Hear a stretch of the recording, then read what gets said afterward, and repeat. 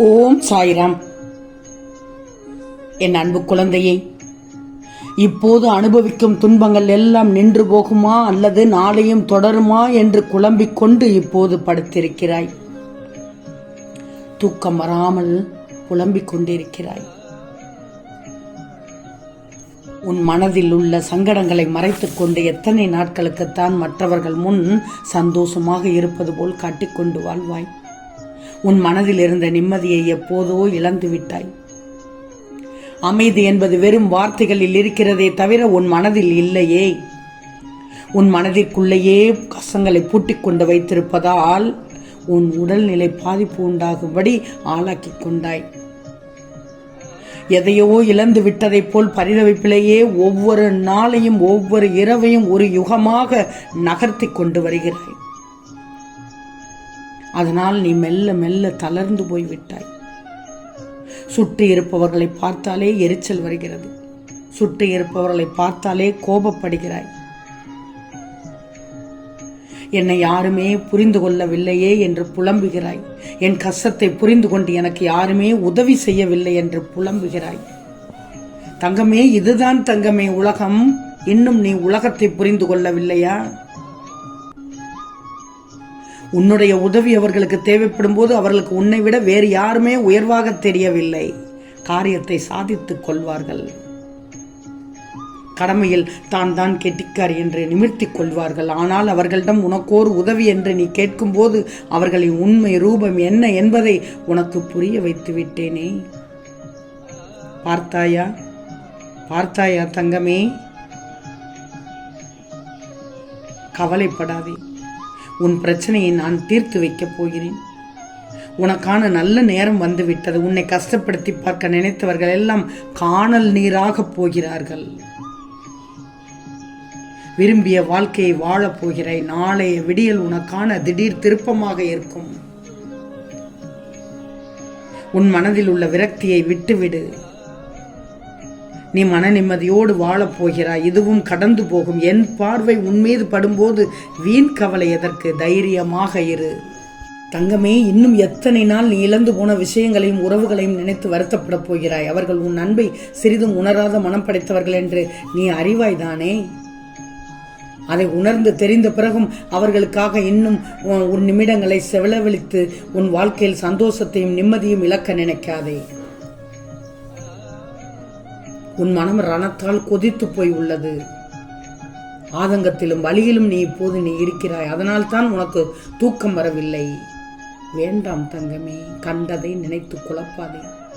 உனக்கென்று ஒரு நாள் வரும். அதுதான் நாளைய விடியல். உனக்கு திடீர் திருப்பம் நடக்கப் போகிறது. திடீர் திருப்பம் ஏற்பட போகிறது. அதிசயமும் அற்புதமும் நடக்கப் போகிறது. தங்கமே, உன்னை மதிக்காத இடத்தில் ஒரு நிமிடம் கூட தங்காதே.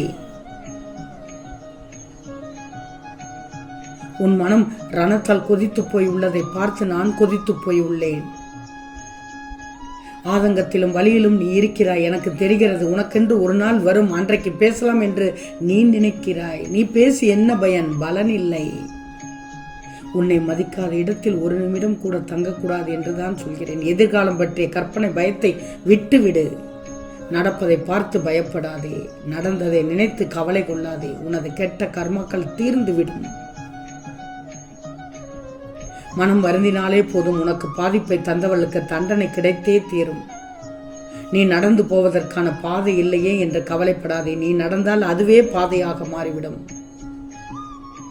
பிரச்சனைக்கு என்ன காரணம் தெரியுமா? ரெண்டு காரணம் தான். 2 விஷயம்தான். ஒன்னு, யோசிக்காமல் நீ செயல்பட்டு விடுகிறாய், அல்லது செயல்படாமல் யோசிச்சு கொண்டே இருக்கிறாய். தங்கமே, ஒன்னு தெரியுமா? விட்டுக் கொடுப்பவர்கள் யாரும் விவாதம் செய்ய தெரியாதவர்கள் அல்ல. விரும்பியவரின் மனம் விவாதத்தை விட உயர்ந்தது என்று உணர்ந்தவர்கள். பகை பொறாமையை நீ வெளியிட்டால் அது வட்டியும் முதலுமாக உன்னிடம் வந்து சேர்ந்து விடும்.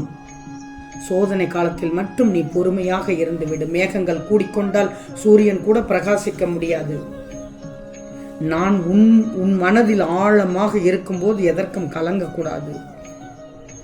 மற்றவங்களுக்கு சங்கடம் தருகிற செயல்களையும் செய்யாமல் தவிர்த்து உனது பார்வை என் பக்கம் திருப்பு. முதலில் உன்னை ஆக்கிரமித்துள்ள சோர்வு விரக்திகளை தூக்கி எறிந்துவிடு. எப்படி இருக்க வேண்டும் சாயின் பிள்ளை? நீ செய்யும் காரியத்தில் முழுமையாக ஈடுபடணும்னா நான் சொல்வதை கேள். நேரத்தை தேவையற்ற எண்ணங்களுக்காக யோசித்து செலவிடாதே. தூங்கு. மனதை குழப்பாதே. நான் இருக்கிறேன், நம்பு. நாளைய விடியல் உனக்கான விடியல். வாழ்க்கையில் பிரச்சனைகள் இருக்கத்தான் செய்யும் கண்மணியே. அதையெல்லாம் நீ பொருட்படுத்தக்கூடாது. சில விஷயங்களை அப்படியே விட்டு விடுவதுதான் நல்லது.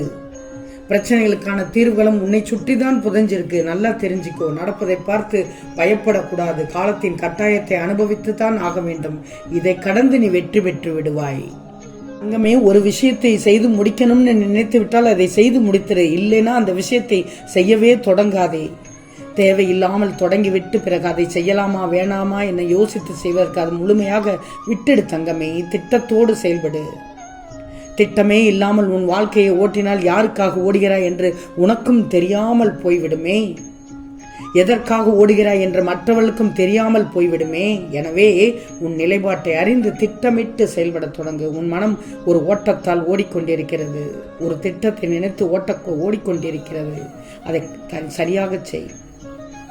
ஒவ்வொருவருக்கும் ஒவ்வொரு விஷயம் நடக்கும். அந்த விஷயம் என்பது தக்க காரணங்களோடு நடக்கும். அந்த காரணம் எதற்காக நடக்கிறது என்று உனக்கும் தெரியாது, உன்னை சுற்றி இருப்பவர்களுக்கும் தெரியாது. ஆனால் நிச்சயம் ஒரு காரணம் இருக்கும். தங்கமே, காலை முதல் இரவு வரை ஒன்றுமே நடக்காமல் இரவு முடியும் நேரத்தில் உன்னுடைய உடம்பில் ஏதோ ஒரு இடத்தில் அடிபட்டு ரத்தம் சிந்திவிட்டதே என்றால் அந்த நேரத்தில் அந்த நாளில் ஏதோ ஒரு சம்பவம் உன் உடம்பில் இருந்து ரத்தம் போக வேண்டும் என்று இருக்கிறது என்று யோசிச்சுக்கோ. அதனால் போய்விட்டது. பெரிதாக நடக்க வேண்டிய காரியத்தை சிறிதாக முடித்து விட்டேன் என்பதை நினைத்து உறக்க சிரிச்சுக்கோ. நாளைய நாள் உன்னுடைய நாள் இனிதான நாள். ஒரு திருப்பம் இருக்கிறது என்று நம்ப தொடங்கு. நம்பிக்கைதானே வாழ்க்கை.